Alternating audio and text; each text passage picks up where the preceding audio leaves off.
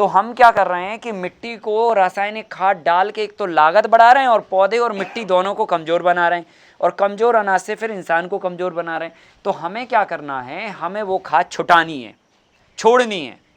अब आप कहोगे नहीं नहीं, अगर हम छोड़ देंगे तो उपज नहीं होगी, है ना, ये भी डर बैठा पीछे से कि अगर वो छोड़ दिया तो फसल ही नहीं होगी।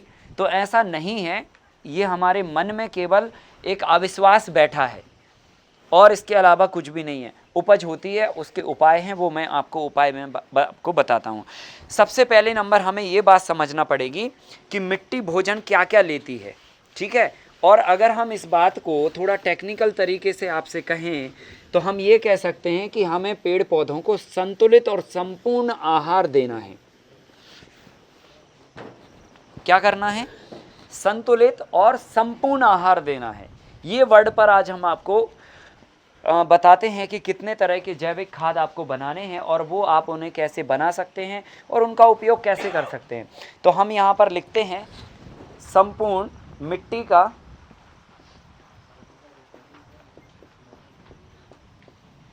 संपूर्ण और संतुलित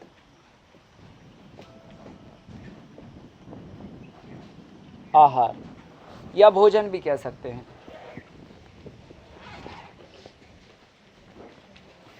संतुलित भोजन।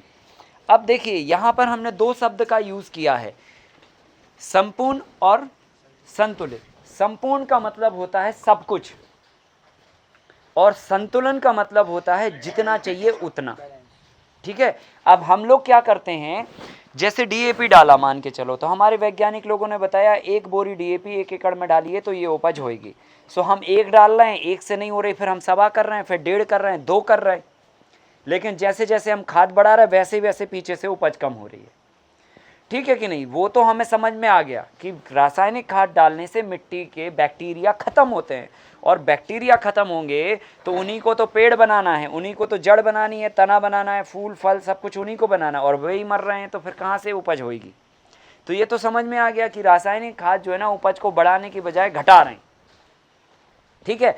तो अब हमें सवाल ये है कि जो रासायनिक तरीके से हम खाना दे रहे हैं वही खाना हमें जैविक तरीके से देना पड़ेगा, तभी जाके उपज हमारी बढ़ेगी वापस। समझ में आ रहा है ना। जैसे अभी हम डीएपी दे रहे हैं तो पौधे को फास्फोरस मिल रहा है, फिर हम यूरिया दे रहे हैं तो पौधे को नाइट्रोजन मिल रहा है, फिर हम पोटास दे रहे हैं तो पौधे को पोटेशियम मिल रहा है। तो ऐसे अलग अलग अलग अलग तत्व हम पौधे को दे रहे हैं और अलग अलग तत्वों के लिए अलग अलग जैव रासायनिक खाद दे रहे हैं।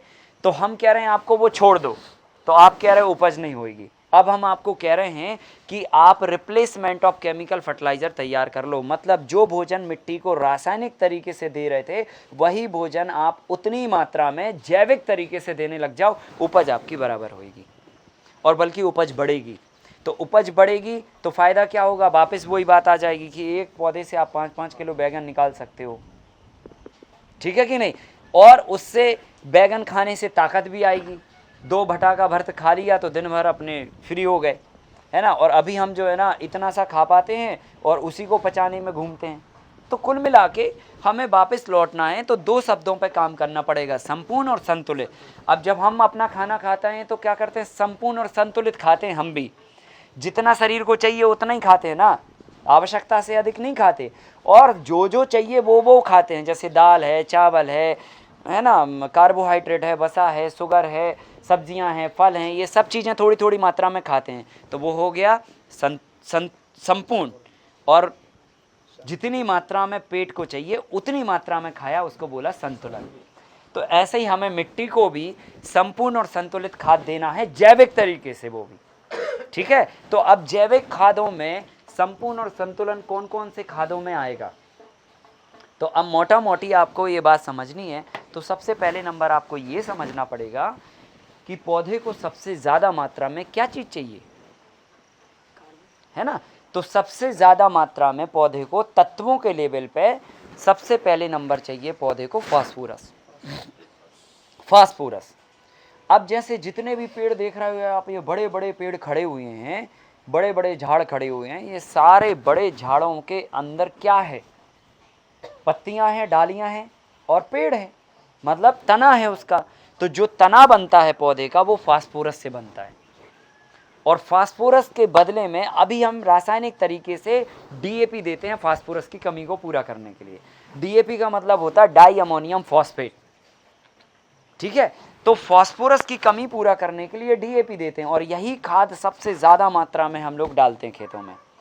और दूसरा ज़्यादा मात्रा में डलने वाला खाद है यूरिया, उससे नाइट्रोजन मिलती है।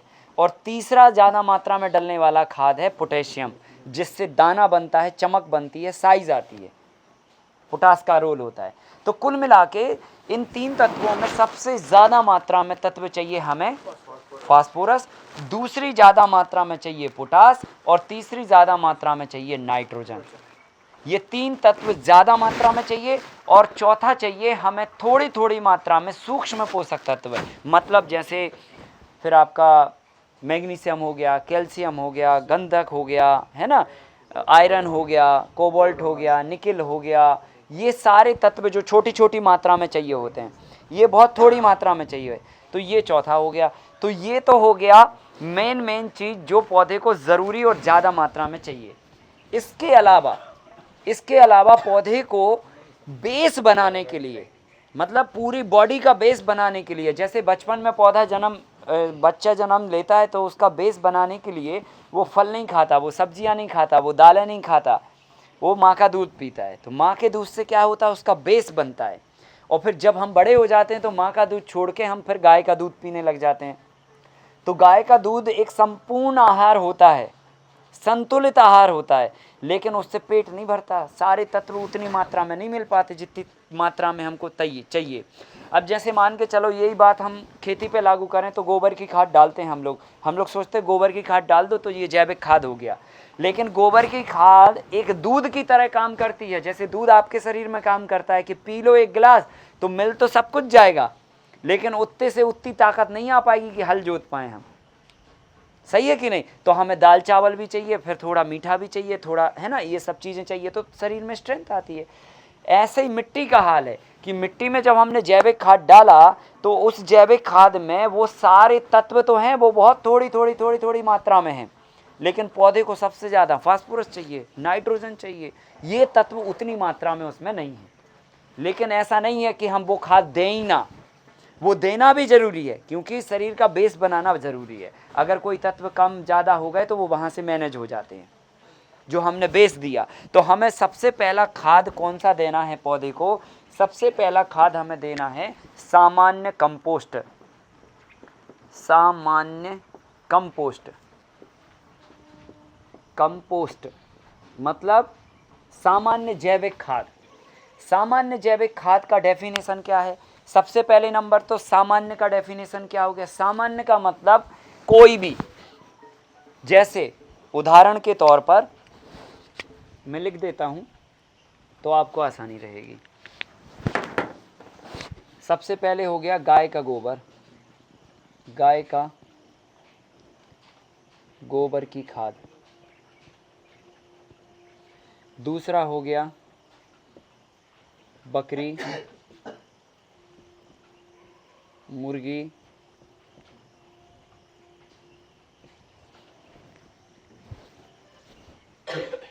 गधा घोड़ा की खाद, अगर हो आपके पास तो।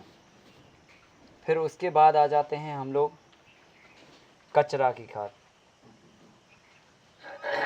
सूखा या गीला।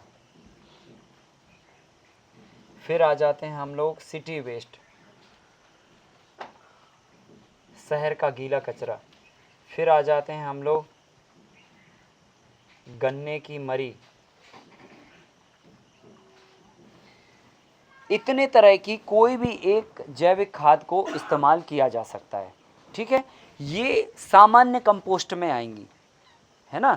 नॉर्मल गोबर की खाद, जैसे आपका ढेरी होती है, गांव में लगाते हैं हम लोग, बकरी की ढेरी होती है, ठीक है। हम कई मुर्गी पालते हैं लोग तो मुर्गी की होती है, गाय पालते तो गाय की होती है, भैंस की भी होती है, बैल की भी होती है, सब चलेगा इसमें।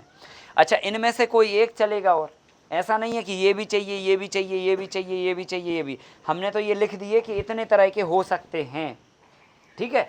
अब इतने तरह के कोई भी, ये आ गया सामान्य में। और कंपोस्ट का डेफिनेशन कल हमने आपको समझाया था अभी मैं फिर से सबको बता देता हूँ।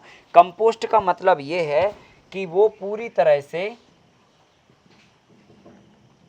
कंपोस्ट का मतलब ये हुआ कि जिसमें सौंधी खुशबू आ रही हो,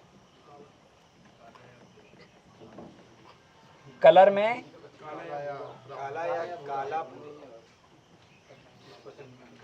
काला हो और वजन में हल्का हो, 25% नमी हो। हाँ, और 25% नमी हो। वो तो एक कॉमन बात है, वो तो कोई भी खाद लेंगे तो उतना तो वो जनरल बात है। तो देखिए, एक तो हो गई सौंधी खुशबू हो। आप कोई भी जैविक खाद को, जैविक खाद किसको बोलोगे? क्या जो रोड के किनार पे ढेरी लगी रहती है उसको गोबर जैविक खाद मानते हो आप? या फिर घूरा जो लगा है 2-2 साल पुराना उसको जैविक खाद मानते हो आप? या फिर किसको जैविक खाद मानते हो? तो जैविक खाद का मतलब ये हुआ कि जोन भी गोबर में जो भी हमने उसको सूंघा तो उसमें सौंधी खुशबू आई तो समझ लो वो जैविक खाद है, लेकिन उतने से वो पास नहीं होगा। उसमें दूसरी चीज आपको चेक करनी है कि उसका कलर काला या कत्थई कलर का हो दिखने में, और उठा के देखो तो वजन हल्का हो। अगर ये कैरेक्टर, ये गुण इनमें से कोई में भी मिल जाए, चाहे बकरी की, चाहे मुर्गी की, चाहे गाय की, बैल की, घोड़े की, सिटी वेस्ट की, गन्ने की, मरी की, कोई में भी ये 3 गुण मिले, मतलब वो कंपोस्ट हो चुका, उसको हम कंपोस्ट बोलेंगे, उसको जैविक खाद बोलेंगे। तो जैविक खाद जब तक ये 3 उसमें कैरेक्टर नहीं आए तब तक वो जैविक खाद नहीं है। और अगर आपने डाल दिया, मान के चलो सौंधी खुशबू नहीं आ रही, कलर भी काला नहीं पड़ा और वजन में हल्का भी नहीं हुआ, और खेत में फैला दिया, तो जाके वहाँ पे बीमारी क्रिएट करेगा, वो उगरा बनेगा, उससे पेड़ मुरझा जाएंगे, गल जाएंगे, सड़ जाएंगे, तमाम तरह की बीमारियाँ आएंगी। आप कहोगे यार ये नुकसान और कर गया जैविक खाद। तो अगर देखो कच्चा गोबर होगा तो वो वहाँ जाके 70 डिग्री का तापमान क्रिएट करेगा, और जड़ों को 70 चाहिए नहीं है। अब मैं आपको डेफिनेशन समझाता हूँ कंपोस्ट की, कि कंपोस्ट बनाना कैसे है। ये तो आ गई समझ में कि सामान्य कंपोस्ट इस्तेमाल करना है, एक खाद। फिर सामान्य कंपोस्ट कौन कौन से हो सकते हैं, तो इनमें से कोई हो सकता है। कंपोस्ट किसे बोलते हैं वो बता दिया। अब कंपोस्ट बनेगा कैसे, ये कंपोस्ट बनेंगे कैसे? हमारे पास बकरी की खूब खाद पड़ी है, क्या उसको कंपोस्ट बोलेंगे? अगर नहीं बोलेंगे तो वो बनेगा कैसे? तो बनाने की विधि मैं बताता हूँ। सबसे अच्छा कौन सा है पांचों में सबसे अच्छा ये पावरफुल खाद है। भारतीय नस्ल की देसी गाय का अगर कंपोस्ट है तो वो सबसे पावरफुल कंपोस्ट है, क्योंकि इसके अंदर एटॉमिक एनर्जी होती है जो विश्व के किसी भी जानवर के अंदर नहीं है। मैं आपको इसके महत्व के बारे में अलग टॉपिक पे बताऊंगा जब हम गाय की स्पेशली बात करेंगे, लेकिन सबसे बेस्ट ये है। पर अब किसी के पास नहीं है साहब, पर हमें खेती करनी है, तो ये विकल्प भी मैंने लिख दिए कि इनमें से कोई भी एक विकल्प आपके लिए चल सकता है। अब हमने बताया कि कंपोस्ट का ये डेफिनेशन है। अब ये खाद बनेगा कैसे, हमें गोबर को पचाना कैसे है, सड़ाना कैसे है, किसी भी मैटर का कंपोस्ट कैसे बनाना, तो उसका उपाय ये है कि आप सबसे पहले नंबर 1 पिट बनाइए, और पिट का टर्नल जो है ना यू शेप का होगा, और लगभग ये पिट की चौड़ाई जो है ना 4 फीट होगी। ये चौड़ाई इसकी 4 फीट है, 4 फीट है, और लेंथ आप मैक्सिमम 15 फीट लीजिए, मतलब 15 फीट। गड्ढा नहीं बनाना, ये ज़मीन पे रखना है आपको। गड्ढा बना सकते हैं, पर काय को मेहनत कर रहे हो गड्ढा बनाने में, ठीक है? आप ज़मीन पे ही रखो ना, जब ज़मीन पे बन रहा तो। ईंट का ये है क्या सर? ईंट का भी कर सकते हो, ये ईंट का नहीं है, ये तो समझ लो हमारे पास गोबर है बहुत सारा, तो गोबर का हमने ढेर लगा दिया। पर हमने ढेर कैसे लगाया, अभी हम ऐसे डालते हैं तो ढेर ऐसे चारों तरफ फैल जाता है। अब हम ढेर लगाएंगे तो उसको लंबा लंबा डालेंगे, है ना? उसका ढेर का चौड़ाई होगा 4 फीट, ऊंचाई होगा 2 फीट, और लंबाई होगा 15 फीट। ये पिट का साइज होगा। इसके नीचे 2 फीट। इसके नीचे कुछ बिछाएंगे सर? पेट के नीचे? नहीं नहीं, कुछ नहीं, ज़मीन पे करिए आप। ये हो गई आपकी विड्थ मतलब चौड़ाई, ये हो गई लेंथ मतलब लंबाई, और 2 फीट हो गई आपकी हाइट 2 फीट, ठीक है? हाइट मतलब 2 फीट। ये एक कांस्टेंट आपको यूनिवर्सल फार्मूला किसी भी मैटर को कंपोस्ट करने के लिए लागू करना पड़ेगा, चाहे मुर्गी की खाद हो, चाहे गोबर की खाद हो, चाहे कचरे की खाद हो, चाहे सिटी वेस्ट कंपोस्ट हो, चाहे तो मतलब हमारे कोई भी खाद हो हमें, या हमारे खेत के खरपतवारी क्यों ना निकले उसकी खाद क्यों ना बनानी हो, या हमारे फसल के अवशिष्ट हैं उनकी खाद क्यों ना बनानी हो, कोई भी मैटर की खाद बनाओगे उसके लिए पिट का साइज यही होगा। अब इसका साइंटिफिक कारण है, अगर हम इससे लंबा या इससे चौड़ा या इससे ऊंचा बना देंगे तो इसके अंदर जो गोबर को पचाने या कचरे को डिकम्पोज करने वाले बैक्टीरिया हैं वो काम ही नहीं करेंगे। क्यों नहीं करेंगे? क्योंकि आपने बड़ा सा ढेर लगा दिया, अब वहाँ पे सांस ही नहीं जा रही अंदर।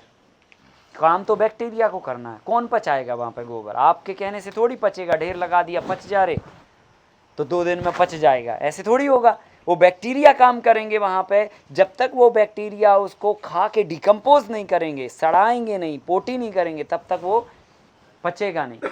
तो अब बैक्टीरिया मतलब जीवन, जीवन मतलब भोजन पानी हवा, तो भोजन तो गोबर है, हवा तो आसमान में चल रही है पर अंदर जा ही नहीं रही है, क्योंकि गोबर के ऊपर गोबर के ऊपर गोबर के ऊपर 10 फीट लगा रखा साहब ने, तो हवा जा ही नहीं रही नीचे। और ऐसी कई गुब्बारें जिनको आप गोबर की खाद बोलते हैं, 10-10 साल तक पड़ा रहता है गोबर, लेकिन जब निकालते हो तो हरा का हरा गोबर निकलता है, ज्यों का त्यों। देखा आपने कई जगह पे ऐसे होता ना, उनने कहा साल 2 साल पुरानी गुबार है, लेकिन जब हमने उसमें से निकालना चालू किया तो नीचे लूज गोबर आ रहा है ना, वो काला नहीं हुआ, वो वजन में हल्का नहीं हुआ। तो ये क्यों हुआ? क्योंकि वहां पे ऑक्सीजन ही नहीं गई। जब हवा ही नहीं गई तो बैक्टीरिया ने उसको सड़ाया पचाया नहीं। तो इसीलिए ये 2 फीट का यू शेप का टनल बनाते हैं। इसमें क्या होता है कि हाइट 2 फीट की है तो ऊपर से भी हवा जा रही है, साइड से भी हवा जा रही, इधर से भी हवा जा रही, तो 1 फीट इधर से हवा गई, 1 फीट इधर से गई, 1 फीट ऊपर से गई, पूरे एरिया में जो है ना ऑक्सीजन का फ्लो होता रहता है। हाँ, इक्वली डिस्ट्रीब्यूशन होता है, तो उसमें वो एक साथ बैक्टीरिया फंक्शन करते हैं, फटाफट काला कर देंगे गोबर को, खाली पिट में ऐसा रखने से। ये 60 दिन में कंप्लीट हो जाएगा, 2 महीने के अंदर। आप चाहे इस पिट में बकरी का खाद डाल दो, चाहे मुर्गी का खाद डाल दो, गधा घोड़ा का डाल दो, हाथी का डाल दो, कचरा डाल दो, गीला डाल दो, सूखा डाल दो, पत्तियां डाल दो, सिटी वेस्ट डाल दो, या तो गन्ने की मरी डाल दो, कोई भी आप इसके पिट के अंदर रखोगे और वो सड़ने की प्रोसेस चालू हो जाएगी। अब इस पिट में आपको 25% मॉइस्चर रखना है और ये अपना मैटर रख दीजिए, आप जो भी पचाना है आपको। अब देखिए, ये आपको अगर और जल्दी करना हो, ये तो होगा साइंटिफिक रीज़न। अब लेकिन और जल्दी आपको सड़ाना है कि यार हमें तो अगले महीने फसल ही लगानी है, तो और जल्दी कुछ हो जाए, तो आप फिर इसके ऊपर वेस्ट डिकम्पोज़र इस्तेमाल कर सकते हो। हाँ, वेस्ट डिकम्पोज़र के 2 उपाय हैं। नंबर 1, अगर आपके पास गौ कृपा अमृतम कल्चर है, जो भाई गोपाल सुतारिया जी ने बनाया, उन्होंने बहुत ही अमृत अतुलनीय कार्य इस धरती पर किया। और सबसे बड़ी बात यह है कि ना वो फ्री में ये पूरे हिंदुस्तान में इस कल्चर को स्प्रेड कर रहे हैं, हम सभी को उसका लाभ लेना चाहिए। आप वो कल्चर एक बोतल में रख लीजिए और उसको मतलब रख के ले जाइए और उसको अपने यहाँ जाके 200 लीटर पानी में 2 लीटर छाछ डाल दीजिए, 2 किलो गुड़ डाल दीजिए और वो 1 लीटर कल्चर डाल दीजिए और उसको घुमा के घोल के कपड़े से मुंह बांध के 5-7 दिन के लिए रख दीजिए। वो वापस से 200 लीटर कल्चर रेडी हो जाएगा। फिर उस कल्चर को उठा के इस गोबर के ऊपर डाल दीजिए, ये 15 दिन पहले ही सड़ जाएगा। हाँ ठीक है,